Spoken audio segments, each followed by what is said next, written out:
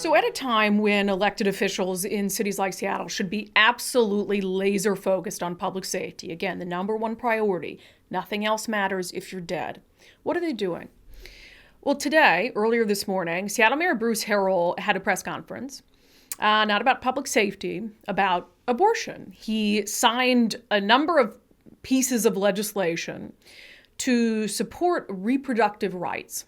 We want every woman and person seeking an abortion to be able to make their decisions to seek reproductive justice with safety. Before the Supreme Court overturned Roe, we recognized immediately how that decision could impact and threaten the health of women throughout Seattle, the Pacific Northwest, and indeed in this entire country. This is, we believe, fundamentally dangerous and bad policy.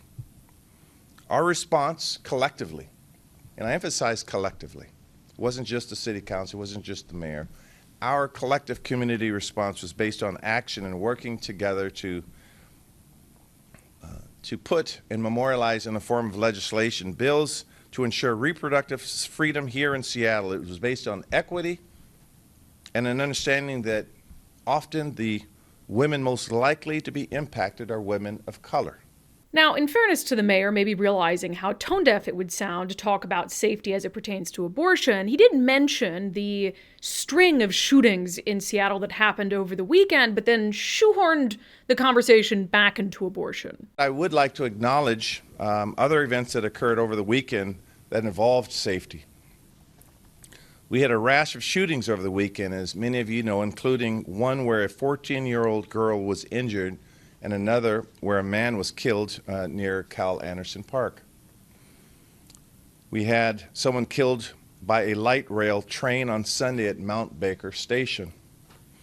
While details on all of these matters are still being investigated, we know that these kinds of tragedies are, quite frankly, just unacceptable in the city of Seattle and in this country.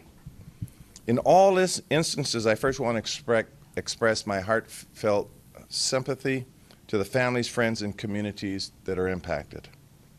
Safety is as mayor, my core charter responsibility, and Seattle must be a place that's safe. That matters when you enjoy a park, when you take light rail, and particularly as we're here to talk about this morning, when you are seeking reproductive care. This must be a city where safety is an inherent right. So today we're taking steps to ensure abortion and reproductive health care is safe. So look, this is a progressive city. I mean, it's not a surprise that you have politicians who, after what happened with Roe v. Wade, want to reaffirm access to reproductive rights in Seattle. But nothing's changed here. Nothing's changed in Washington state when it comes to a woman's ability to access an abortion. Yet, you know, these are some of I'll just read a list of the pieces of legislation that Mayor Bruce Harrell is signing into law. One adds people who have received or are seeking abortions as a protected class, ensuring their civil rights protections.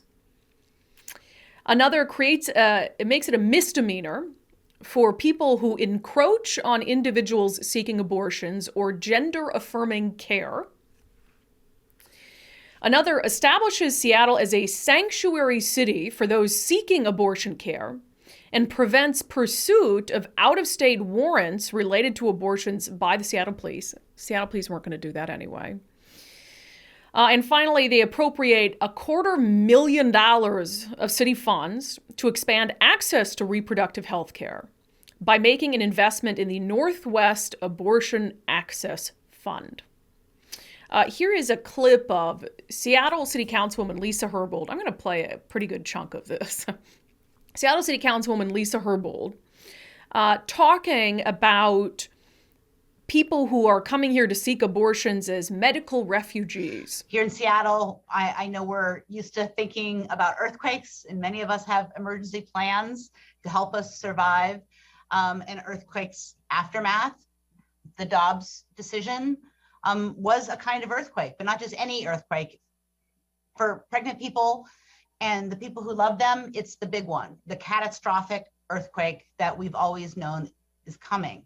And it's the expected four-fold increase in people seeking abortions in Washington state that could be thought of as the tidal wave created by that earthquake that's headed our way. Local providers are already reporting patients seeking care here from as far away as Texas and Louisiana. And the reality is pregnant people don't have the luxury of time to make decisions about abortion.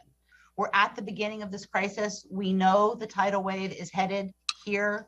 Thanks to the extraordinary work of advocates and providers, we can make educated guesses about the impact and we can move to meet the challenges. But we cannot completely accurately guess today everything that will be needed to help keep what are essentially medical refugees in our country, people who are from our country that are medical refugees in their own country. So again, not a surprise that politicians in Seattle are vehemently pro-choice. I've made my views on abortion pretty clear. I'm fairly liberal on the issue of abortion. But to think that elected leaders in Seattle feel the need to waste even a second of time, to waste even a second of resources on the issue of reproductive rights is ridiculous. Nothing has changed in Seattle on that issue. Nothing. You're talking about one of the most progressive, welcoming cities in America. And to think that they need to make people who have had or are seeking abortions a protected class to ensure their civil rights, to think that they need to actually sign a law to make sure that people aren't encroached upon if they're seeking abortions or gender-affirming care. You don't need a law like that in Seattle. You don't need laws like that on the books. To think that you need a law to prevent Seattle police from working with an outside agency that wants to go after a woman who came here to seek an abortion, they're not going to do that. Seattle police weren't going to help them anyway.